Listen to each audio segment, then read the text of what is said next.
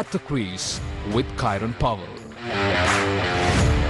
Cricket fans in Sri Lanka, in the Caribbean and all over the world. This is At the Crease with West Indies international cricketer Kieran Powell. The second and the final test between Sri Lanka and West Indies got underway at the Galle International Cricket Stadium. At the close of play, Sri Lanka batting in their first innings after winning the toss were 113 runs for the loss of 1 wicket. At the crease, Pratham Nissanka on 61 runs. Alongside him, Oshada Fernando on 2 earlier on the day. At the end of the day's play, actually, Dimuth Karunaratne lost the wicket when he was on 42 runs. As usual, I've got 2 very special guests on our show today. Kieran Powell, the West Indies international cricketer, and of course Vindana Prasad Karunaratne from the Newsfirst team. Thank you, gentlemen, for showing up today. Kieran, most of the time when a team goes on to win the toss and bat first at the Galle International Cricket Stadium, they will most probably go on to win the test match. Ominous signs for West Indies. It's been a bad run of tosses for the West Indies, but the West Indies have to take that out of the equation. Now that's already happened. What the West Indies need to do going into tomorrow's play is try and restrict the scoring of Sri Lanka first up, and then try and build some pressure and get some wickets. On the Sri Lankan front, what they would hope for is much of the same that's been happening from today's play when we did get some play, and from the first match as well. I was actually wanting to give an overview of the pitch report as well at the start of the play. Amir Shoel said, Kieran, if it could come close to the screen, he said that this particular pitch will not benefit the fast bowlers and it will be a good pitch for the spinners from the get-go. Did it play out the way that Amir Shoel mentioned at the start of the day's play? 100%. And what you have to realize is that this pitch obviously didn't have much preparation time. The last test match went 5 days. You had lots of rain about in the 3 days off, so the groundsman would not have had a lot of time to prepare it. So that means the pitch naturally will be underprepared 8 days out from the start of the test match. And then you had lots of rain in the first 2 sessions, which made an extended session for the last session when we did get some play. So you saw a lot of purchase from the spinners straight away. It did last a bit longer than I expected. After that new ball wore off and the seam was a bit flatter, the spinners were still getting a lot of purchase, which means that going forward into this test match, you'll see lots of spin. The West Indies may even open the bowling tomorrow with 2 spinners and try and limit the use of the fast bowlers that they've got 4 to 5 various spinners in their 11. So I think both teams going forward into this match, it's going to be a lot of spin, attritional batting, survival of the fittest. How important that toss that Dimuth Karunaratne won today? Well, it's very important. As I said, batting in Asia, you want to get the best of the pitch, which is days 1, 2, and early on in day 3. Sri Lanka have managed to win the toss both occasions, and obviously they've set a great platform. This is the 5th consecutive innings where the Sri Lankan openers have had a 100+ run opening partnership. That puts the team into a great position. The other batters are coming in with a set foundation, easier conditions to bat. They know their conditions playing at home, so Sri Lanka will be very comfortable in the driving seat right now. Extremely interesting choices of players during the play today, Kieran. Rakeem Cornwall was left out. Shannon Gabriel did not play. In place of them, Veerasamy Permaul was brought in, and also Kemar Roach was brought in as well. Did you think that West Indies had the right plan in place playing ahead of this particular match? I think that the West Indies should have kept Shannon Gabriel in the team. I think that added pace offers something different on a pitch like this that's going to be slow, low. A bowler that's bowling that quick, he may get the ball to stop in the pitch. Rakeem Cornwall again. I think that obviously we didn't get the best of him in the first test match, but I thought that he should have played. The West Indies need to get 20 wickets. That's the only way you're going to win this test match. So you want as many of your top-line bowlers available to you. Having said that, I do agree with Veerasamy Permaul coming in. I think that they should have probably made the changes with the batting lineup, but they've already made their choices. They've now got to go from tomorrow and try and get the rest of the Sri Lankan team out. Sri Lanka, on the other hand, will be happy with the changes and just trying to continue more of the same. Did West Indies lose the plot of getting the services of Rakeem Cornwall in the batting department by leaving him out? Well, what the West Indies will know is that Kemar Roach is no slouch at the bat. If you go back to as recently as the Pakistan series, him and Jaden Sales put on quite a substantial partnership to win West Indies a test match. And he's had a history of winning matches batting lower down in the order. Veerasamy Permaul as well is a very capable batter, so they'll bat themselves. Rakeem Cornwall is, of course, a more talented, more naturally gifted batter than both of them, but these are guys that can stick around for long periods of time as well. Within අපි සඳහන් කරා ගිය සතියේදී ශ්‍රී ලංකා කණ්ඩායම එක change එකක් කරයි කියලා ප්ලේයිං 11 එකේ චරිත අසලංකාද ටෙස්ට් වරම් දිනාගත්තා. ඔව් ශ්‍රී ලංකාව වෙනුවෙන් ටෙස්ට් වරම් දිනා ගන්න ක්‍රීඩකයන් අතර සුවිශේෂ ස්ථානයක් ඔහුට හිමි වෙනවා. ඒට හේතුව බවට පත් වෙන්නේ මාටින් ඔබට මතක නම් මම එදා සඳහන් කළා මේ තරගයේදී චරිත අසලංක සම්බන්ධයෙන් නැගිච්ච සමාජ කතිකාව සමාජ මාධ්‍ය තුළ නැගිච්ච කතිකාව සම්බන්ධයෙන් නිවැරදි පිළිතුරක් ලැබෙවි කියලා අද දවසේදී ඔහු ශ්‍රී ලංකාව වෙනුවෙන් ටෙස්ට් වරම් හිමි කරගන්න 157 වන ක්‍රීඩකයා බවට පත්වනවා. ඉතින් මේ ශ්‍රී ලංකා කණ්ඩායම තවදුරටත් තමන්ගේ පිතිකරන ලැයිස්තුව ශක්තිමත් කරලා නැවත වතාවක් දඟපන්දු යවන්නට උචිත තනතිරුවක තමන්ට අවශ්‍ය කරන වාසි සහගත තත්ත්වය ලබා ගැනීමට අවශ්‍ය කරන ක්‍රියාව තමයි සිදු කරලා තිබෙන්නේ. සමස්තයක් හැටියට තනතිරුව නැවත වතාවක් අපි දකිනවා දඟපන්දු යවන්නන් කෙරෙහි වඩාත් වැඩි යෝග්‍යතාවයක් දක්වයි කියන එක. අද සන්ධ්‍යා භාගයේදීම අපි දැක්කා කොරේව් කණ්ඩායමේ පන්දු යවන අවස්ථාවල ශ්‍රී ලංකා පිතිකරුවන් දැවී ගිය ආකාරය විශේෂයෙන්ම දිමුත් කරුණාරත්න වාර්තාවක් අභියස සිට ක්‍රීඩා පිටින් ඉවත් වන්නේ. ඔහු පන්දු යවූ ක්‍රීඩකයා අතටම උඩ පන්දුව ලබා දීම තරමක් දුරට අවාසනාවන්ත සිදුවීමක් බවට පත් වෙනවා. කොහොම නමුත් අපි දකින අනෙක් කාරණාව තමයි පැතුම් නිස්සංක යලිත් වතාවක් අනගී ලකුණු 61ක් ශ්‍රී ලංකා ලකුණු පෝරට එකතු කරන්නට සමත් වීමත් එක්ක දිනේ නිමා වෙද්දී ශ්‍රී ලංකා කණ්ඩායම එක් කඩුල්ලක් පමණක් බිඳ වැටි ලකුණු 113ක හොඳ ශක්තිමත් ඉලක්කයක සිටිනට සමත් වෙනවා. නමුත් හෙට දිනේදී වර්ෂාව සහ අනෙකුත් සාධකවල බලපෑමත් එක්ක කොදෙව් කණ්ඩායම බොහෝ විට තව කඩුල්ලක් දෙකක් ලබා ගන්නට උදේ වරුවේ එහෙම නැත්නම් තරගය ආරම්භයේදීම උත්සාහයක් දරන්නට පුළුවන්. விந்தன குறிப்பிட்டது போல இலங்கை மற்றும் மேற்கிந்திய தீவுகளுக்கு இடையிலான இரண்டாவது டெஸ்ட் கிரிக்கெட் போட்டி காலி சர்வதேச மைதானத்தில் இன்று ஆரம்பமானது. ஆட்ட முடியும் போது இலங்கை அணி 113 ஓட்டங்களை பெற்றுள்ளது.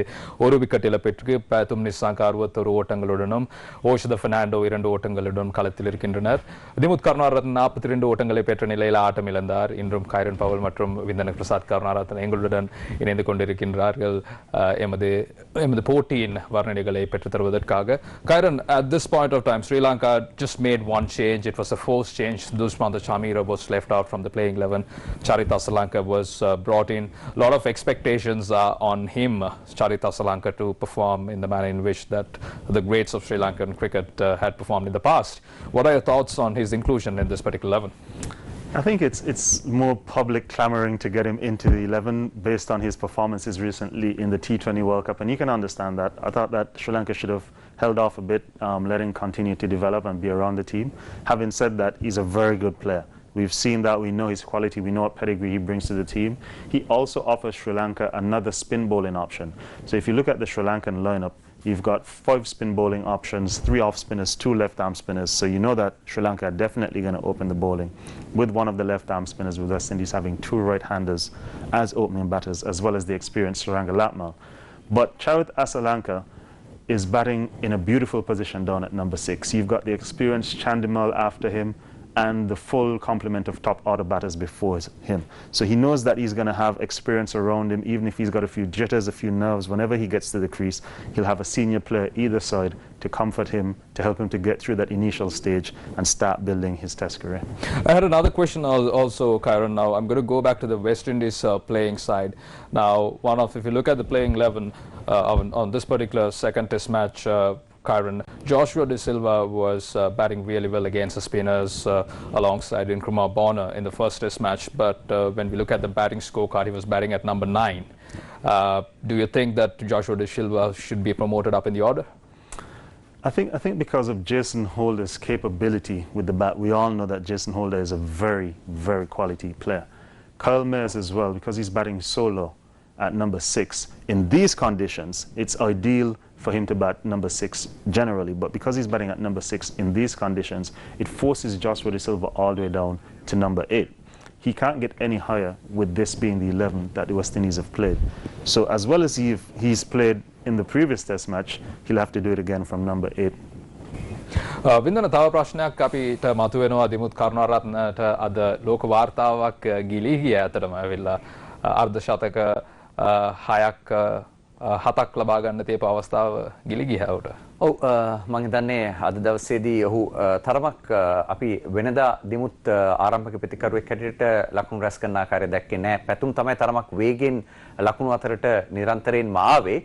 මේ හරහා විය යුතුයි අර පීඩනය එහෙම නැත්නම් ලකුණු හැමින් රැස් කරලා දිමුත් ටිකක් ඉක්මනට පාරවල් දෙකක් වගේ ගහනකොට තමයි ඔහුට against පන්දුව අපි දැක්කට තරමක් තනතිරුවේ වැටලා පොඩි ඉපිලීමක් විශේෂයෙන්ම මේ ඉපිලීම හරට against ඔහුගෙන් වදින පහර තමයි උඩ පන්දුවක් හැටියට පන්දුව යවූ ක්‍රීඩකයාම රැකගන්න ඉතාමත්ම සුරැකිව ඔහු අද දිනේදී සුශේෂී වාර්තාවකට යන්නට අවස්ථාව උදා කරගත්ත ඒ තමයි එක දිගට ඉනිම් 6ක මේ මොහොත වන විට ඔහු ලකුණු 50ක හෝ ඊට වැඩි ප්‍රමාණයක් ලබාගෙන සිටියා. මීට පෙර මේ දක්ෂතාවය කරපු ක්‍රීඩකයන් අතර කුමාර සංගක්කාර ලංකාවේ ඉන්නවා. එක්කම තවත් ජාත්‍යන්තර ක්‍රීඩකයන් කිහිප දෙනෙක්ම ඉන්නවා. දිමුත්ට අද මේ වාර්තාවට යන්නට තිබුණු අවස්ථාව අහිමි වී ගියා. කොහොම නමුත් ඔහු අර්ධ ශතක 7ක් ලබාගෙන මේ වාර්තාව සමකිරීමේ අවස්ථාවට එළඹෙන්නට ලකුණු 8ක් තියෙද්දී ක්‍රීඩා පිටේ නිවත් වන ආකාරය ඔබ දකින්නට ඇති. කොහොම නමුත් හොඳ පන්දුවක් වගේම හොඳ උඩ පන්දුවක් රැක ගන්නවා පන්දු යවූ ක්‍රීඩකයා විසින්ම. Looking at Dimuth Karunaratne's dismissal, it was against a run of play. Even West Indies wouldn't have thought that they are eligible to take wicket at that point of time. I think what Roston Chase got there wasn't big turn. It was just enough to force the mistake. And that's what the spinners want on this pitch. You don't want the balls that spin so sharply and so big that it goes past the bat. That's, as Curtly Ambrose would always say, that's just a beautiful ball that doesn't get you any results. He's got just enough movement that Dimuth went towards mid-on, got the leading edge straight back to Roston Chase. It's very unfortunate for Dimuth because he was 8 runs away from tying, equaling several great players as scoring 7 consecutive half-century plus scores in Test cricket. Has to start all over again from one, but the vein of form that he's been in this year, I'm pretty sure that he'll be comfortable knowing that he's going to carry that into his second innings. Having spoken about the vein of form that Dimuth Karunaratne is currently in, you can't take anything away from Pathum Nissanka. Phenomenal batting from the youngster. Yes, I'm very excited about this young talent, Pathum Nissanka, for Sri Lanka. He looks the goods. Obviously, you want to capitalize on home conditions. He's very positive. When the ball is in his half, he backs himself to play shots. He's very good defensively. He knows his game.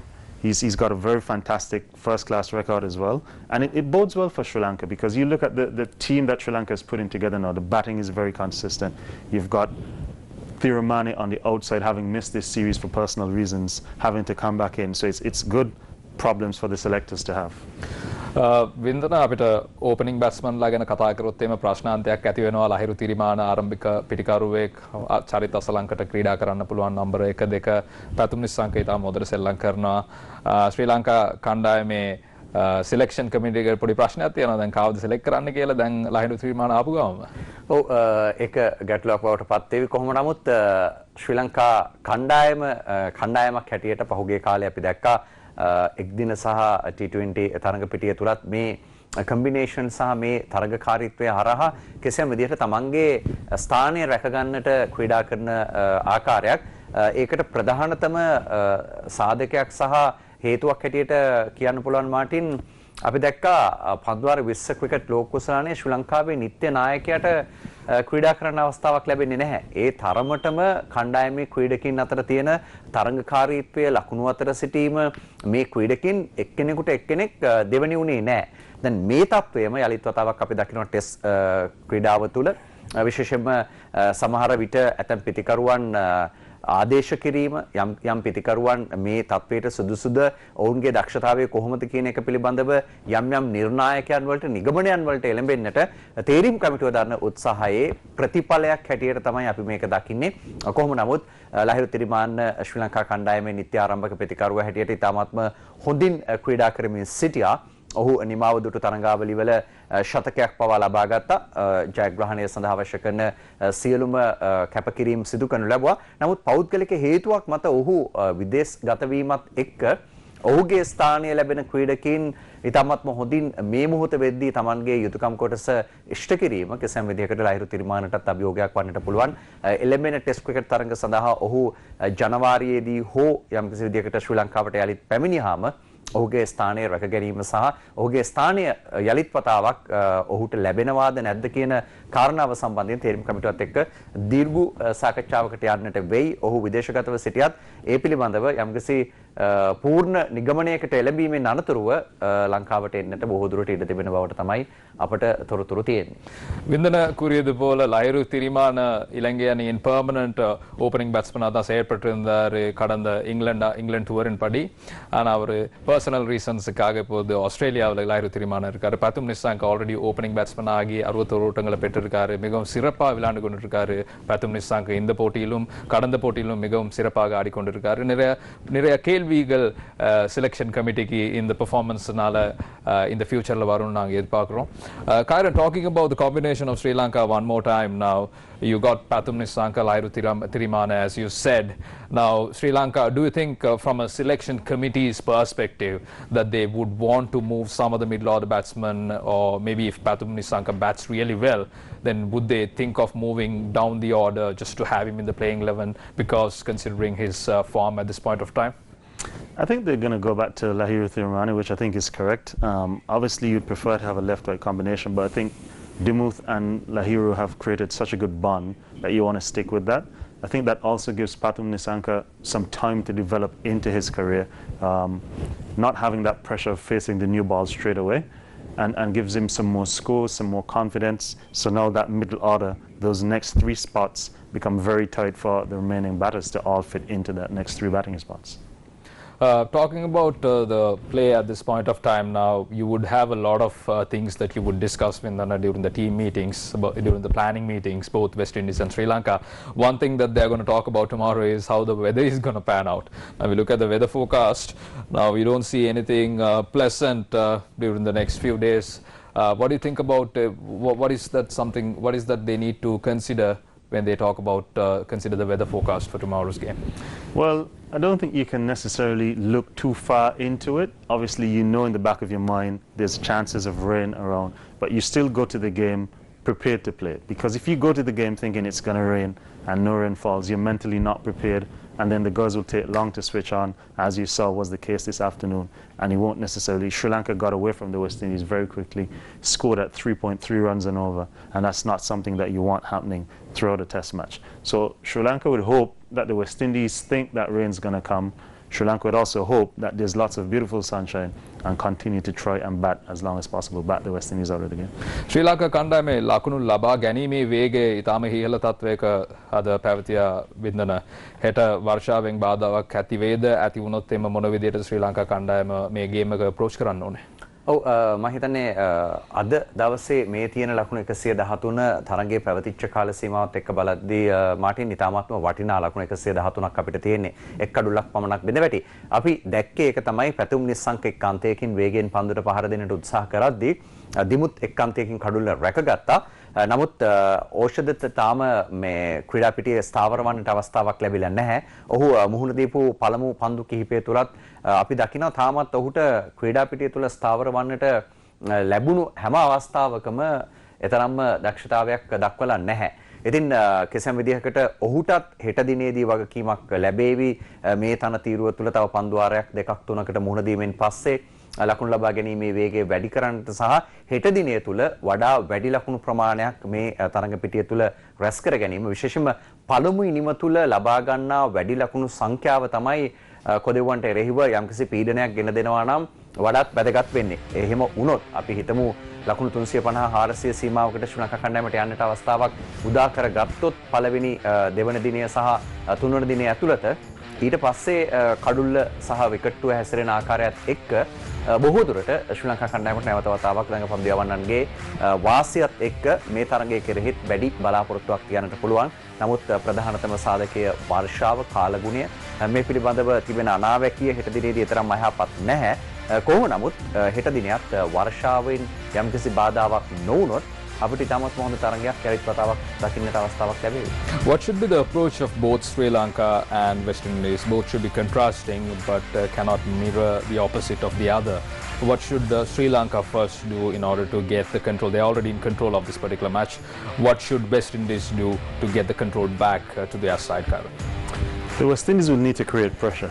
And by creating pressure, that means cutting the scoring rate. West Indies want to control the scoring rate, get that below 2 as much as possible, as early as possible tomorrow morning. That first hour is very important from the West Indies standpoint. And not only by creating pressure, by controlling the run rate, but getting wickets as well. That's the best way of controlling the run rate. If the West Indies can get 2-3 quick wickets, then that brings them right back into the game and taking right into the heart of the Sri Lankan middle order batting.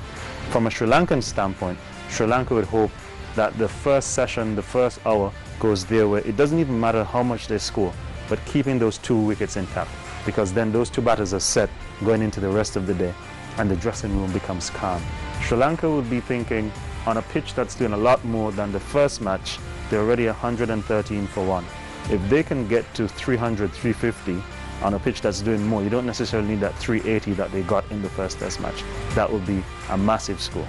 So Sri Lanka will have that in the back of the mind. Let's try and get another 250, 260 runs. It doesn't matter if it takes all day tomorrow. It's going to be an extended day's play because of the rain that we had today. So they're going to try and make up overs for the rest of the match. So Sri Lanka will know that they have 3 days of extended play to play with going into days 3, 4 and 5. If they can get 350 plus, they'll be in driving position.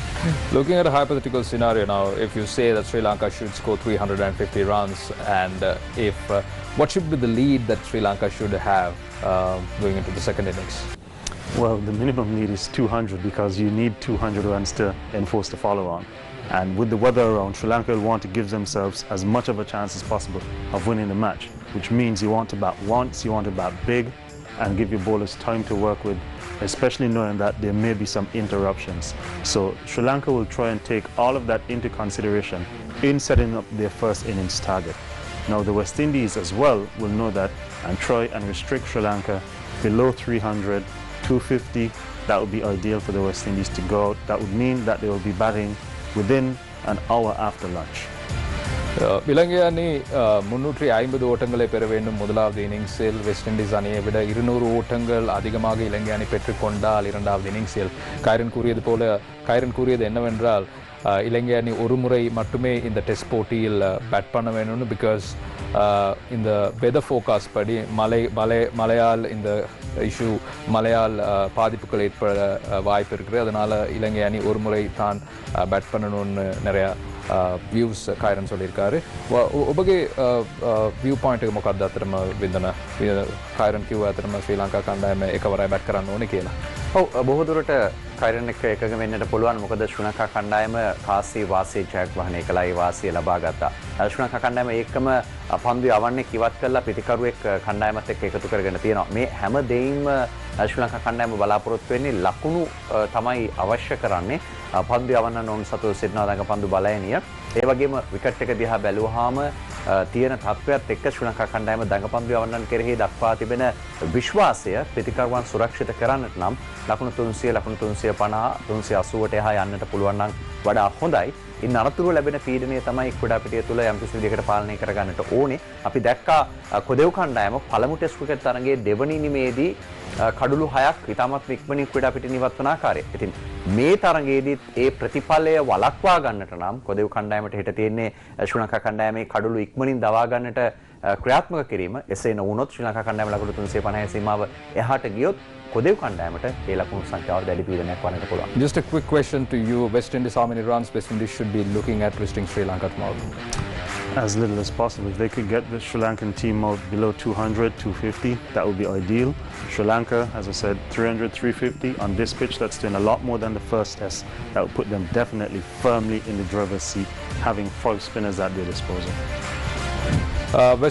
Kieran Powell says Sri Lanka should score 350 runs in their first innings. West Indies should restrict Sri Lanka to 250 runs in their first innings. That's all we got on the At the Crease with Kieran Powell on today's show.